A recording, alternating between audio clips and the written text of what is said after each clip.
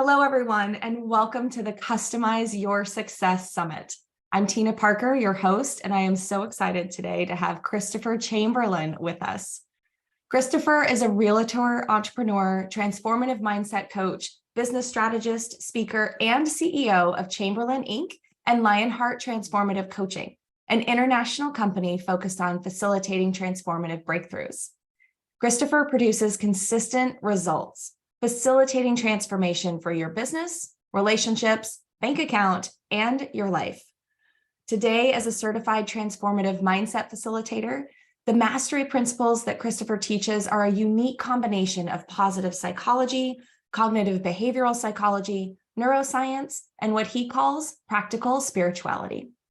These powerful principles exploded his revenue 435% in under a year, while working 70% less, and catapulted his business and life to the next level of transformation and into a life that he absolutely loves.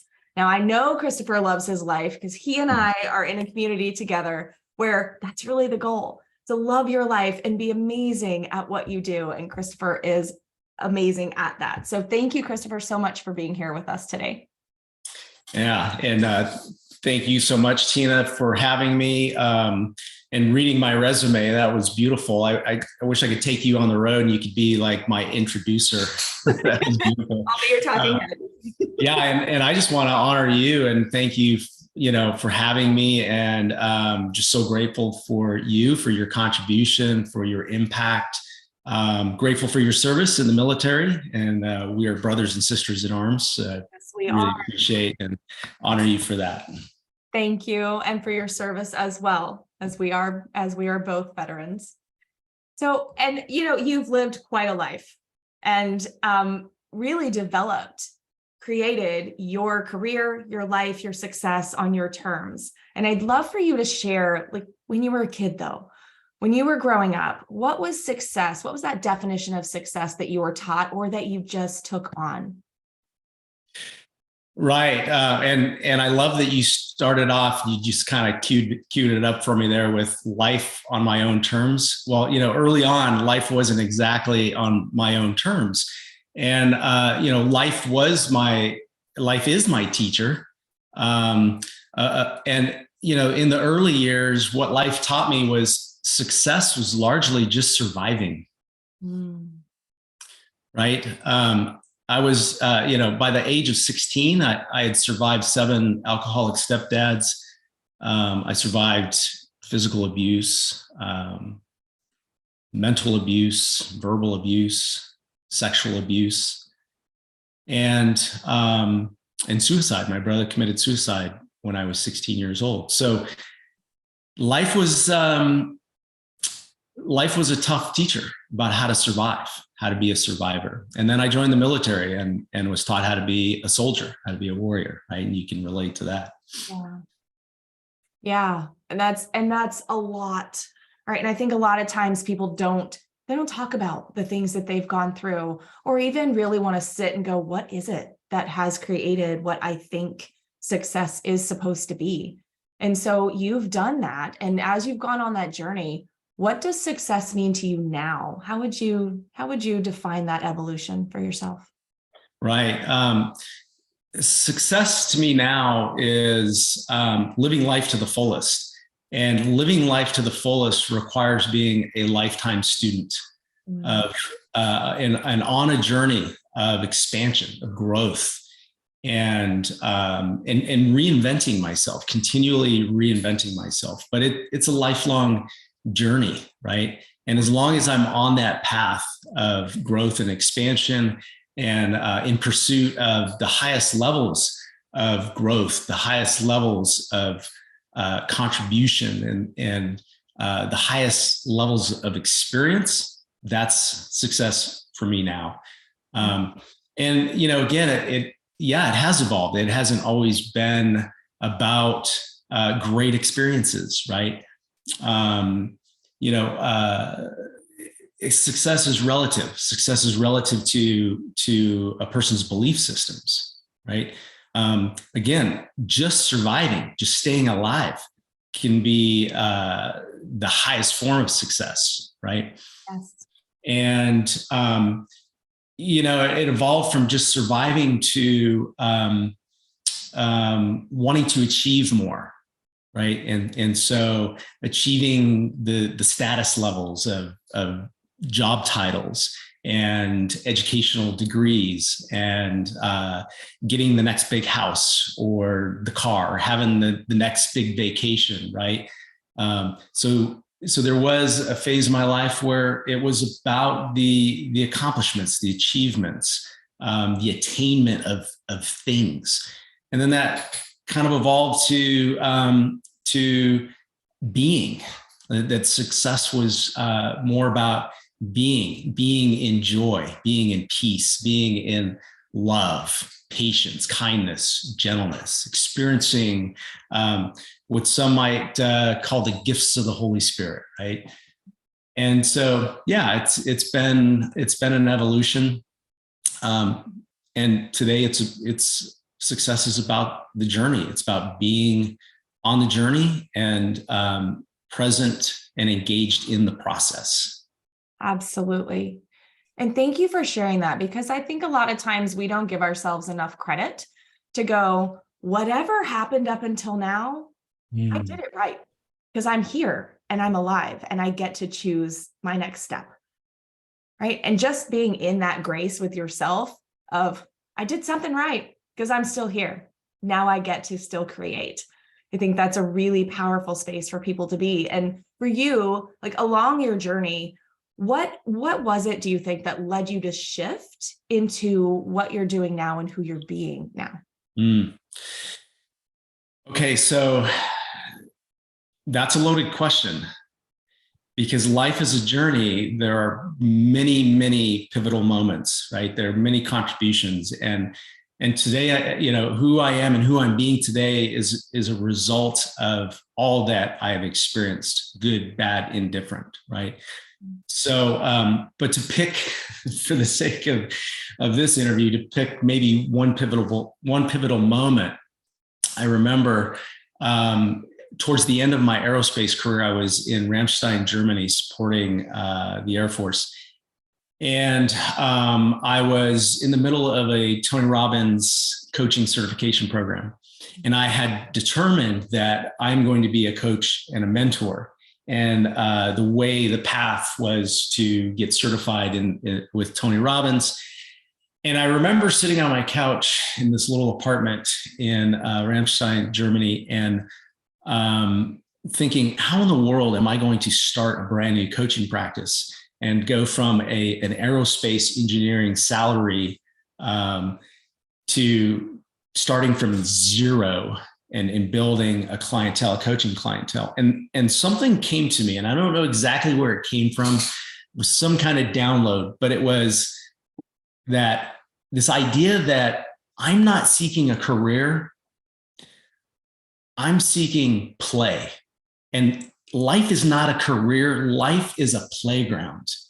And this idea just, it was pivotal, because from that moment on, I quit saying, okay, how do I create a career in coaching, to where's the sandbox? Where's the container that I get to be a coach and a mentor in? And that expanded my ideas and my resources for where I could utilize my gifts and my talents and be a coach and a mentor. And it was at that time that I transitioned. I decided to start my own real estate brokerage firm, recruit real estate agents, and train, coach, and mentor them in the real estate business. That is brilliant. I hope everyone was listening to that, right? Because this whole idea of sandbox, I get to play. What do I get to create in here? Some of us have lost that. We had it at some point when we were younger, right? And as we get older, it becomes, no, how do I create this thing that's in the box? And you get to get out of the box. Like the sandbox is its own thing, because you can play and create, which that is just beautiful. And so along this journey for you, I know that you said, hey, I hit this moment, this is what I was going to do, and I stepped into real estate. Along that journey, though, did you ever second guess yourself or question, what am I doing? And how did you get back on track if that was the case? Right. Many times, and this wasn't like one moment in time. These were lots of moments over a period of time. And there was a period of like 1 to 2 years where I just remember driving to work. I was still in the aerospace discipline. And I remember driving an hour and a half to work and an hour and a half home. And I was really miserable at this time of my life. And I didn't like the people I was working with. I didn't like the environment. I wasn't sure I even liked the job. And I was questioning, how in the world did I even end up here? I failed algebra twice. I didn't have an engineering degree. And yet here I am working with rocket scientists. And I started to question, like, who am I? And the answer I was getting was, well, you're a jack of all trades, master of none.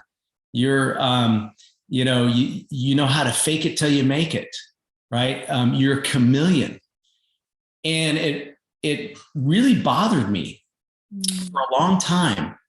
And I kind of went into this a little bit of a spiral, like just not knowing who I was and questioning, am I a fraud? Like I just made all this up and it's not really who I am.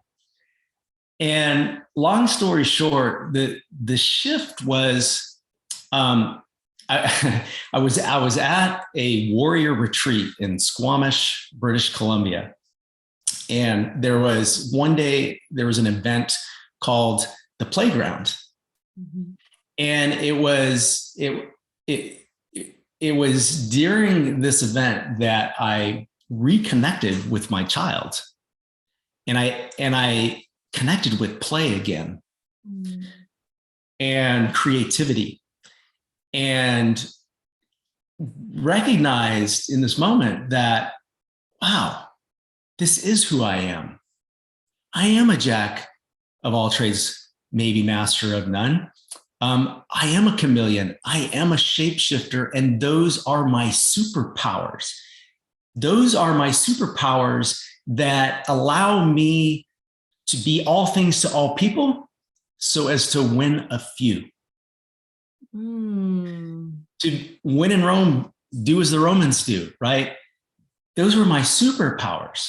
And that was pivotal. And from I can mark time from that event that moving forward, I begin to reconnect with and love these parts of me and honor these parts of me and start to wield these superpowers to save people, to set people free from suffering. Yeah. Oh, thank you, Chris, for sharing that. I actually had just had a conversation with someone around that very subject this week about being a fraud, chameleon, faking it. And really, you're right. That's if you've got that superpower, it's really emotional intelligence. You have the emotional intelligence to come into a space and recognize what gets to be created. What do I get to be a part of to help create something in this space that allows others to thrive? And you are brilliant at that. I know that because I see you doing it. And that's just so great. Thank you for sharing that. So there's just so many great nuggets here, but I'd love for you to share, what do you believe is most important for people to focus on if they want to customize their own success and create their own pathway? Focus is such a beautiful word. And I'm so glad you asked that, right? Because what we focus on expands, right? And I'm currently writing a book, and on the 3 pillars, what I call three pillars of success, and what we need to focus on in 3 areas. We need to focus on beliefs, biology, and again, what I call practical spirituality, right? And the first one, beliefs. The reason we need to focus on beliefs, because beliefs dictate our destiny. And if we can change our beliefs, we can change our destiny. So I live by this formula that my coaches and my mentors have taught me. And the formula is beliefs plus thoughts plus feelings plus actions or inaction equal results. Yep. And at any point in our life, if we are not satisfied with the results, we need to go back to the beginning of the formula. For the longest time, I have this like embroidered on the inside of a custom suit that I had made, but it's missing one important piece of the formula, and that is the beliefs. So I used to subscribe to the formula: thoughts plus feelings plus actions equal results. And I think I first heard that from a teacher named T. Harv Eker out of Canada.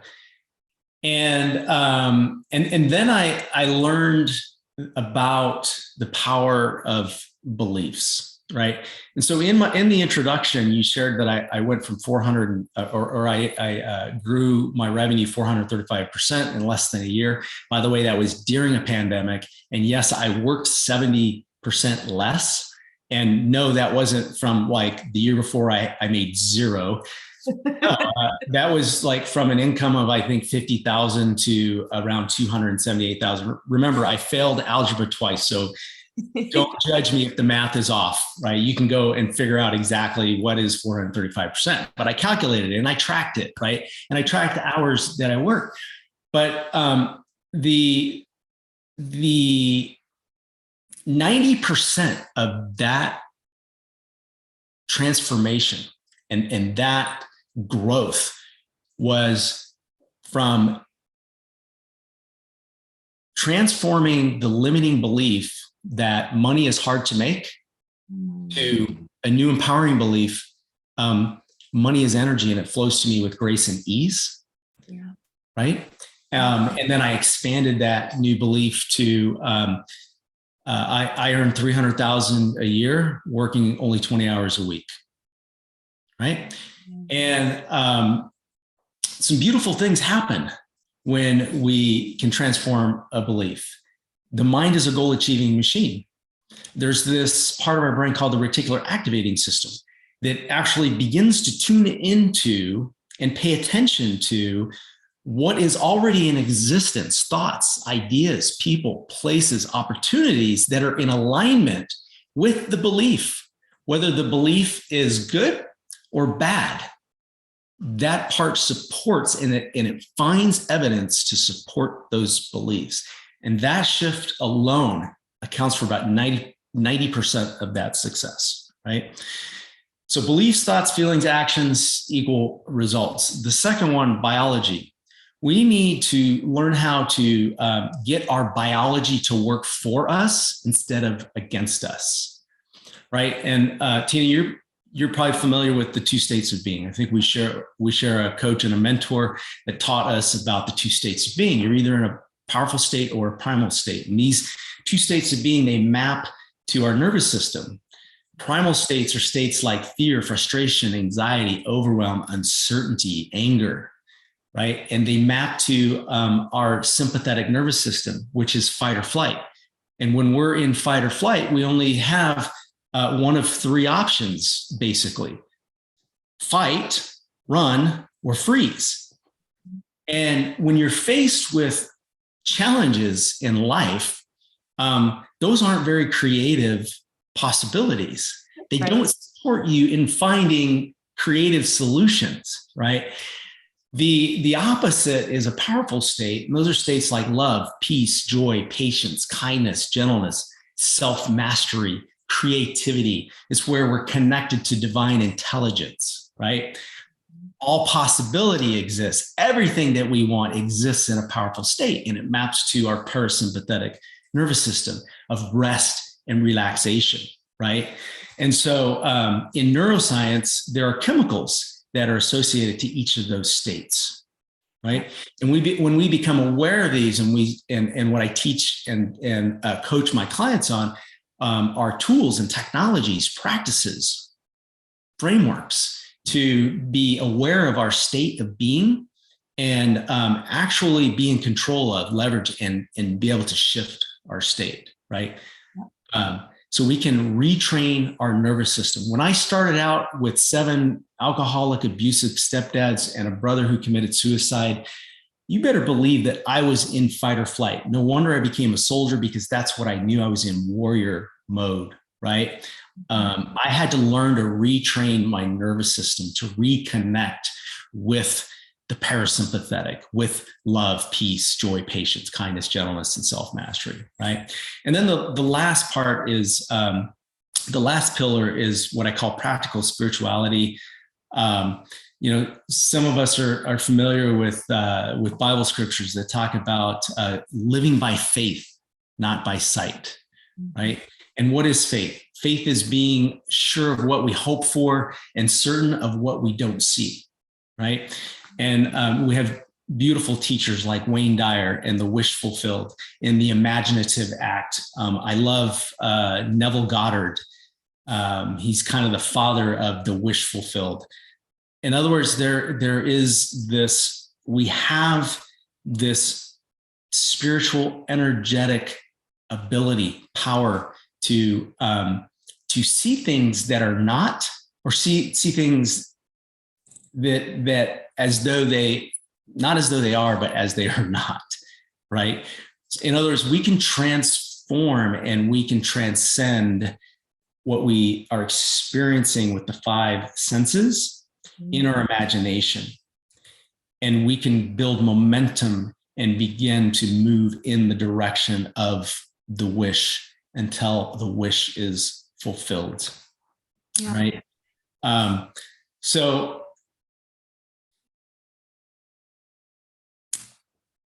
think I'll pause there. I know, I'm taking it all in because it's so good. And, and you and I could geek out about neuroscience and all day long, right? Because when you bring up the primal powerful states, the 2 states of being, yes, it's yes, we feel better. Yes, we're more creative. And there's a reason. I mean, if we look at how the brain is functioning, I'm a brain health trainer. So the SPECT scans that show when you are in fear and worry, parts of your brain actually stop functioning. The parts that, like your cerebellum, that allows you to have access to what you already know, right? We're so busy like trying to look outside of ourselves to fill our brain with more stuff. And it's like, if you will just pause and be in this powerful state that connects you to your parasympathetic and be in rest and rejuvenation, your brain actually starts functioning better and you recall things you already know. And you're creative in putting things together and seeing things that you wouldn't have seen otherwise, right? And so there's so much behind everything that you're sharing. And for anybody who hasn't heard this before, it can seem like, what? How is that? That doesn't even make sense. And because we've been conditioned in such a way to just push, push, push. And when we're customizing what we really want in life, we get to choose a different path. We get to go a different way. And if you look at where you started in your life and what you were dealing with and the path that you were on, and then you made a shift, it wasn't an external shift. It was inside of you. That's right. Right. Yeah. None of this is outside of us. Right. It's one of my favorite parts of coaching is that I'm not providing some magic pill or solution. The solutions are inside of you. I'm just facilitating a discovery or rediscovery of what already exists, right? A return to our birthright of love, peace, joy, patience, kindness, gentleness, and self-mastery, right? That is our birthright. Yes. Thank you so much, Chris. Yeah. So everything that you shared, guys, go back and rewind and just listen again, because there's so many mic drop moments in here. And I truly, truly appreciate you sharing your gift, sharing your story, your insight, your wisdom. And just, I'm happy to be in your orbit. Thank you, sister. Thanks, Chris. All right, everyone, have a wonderful day. We'll see you on the other side.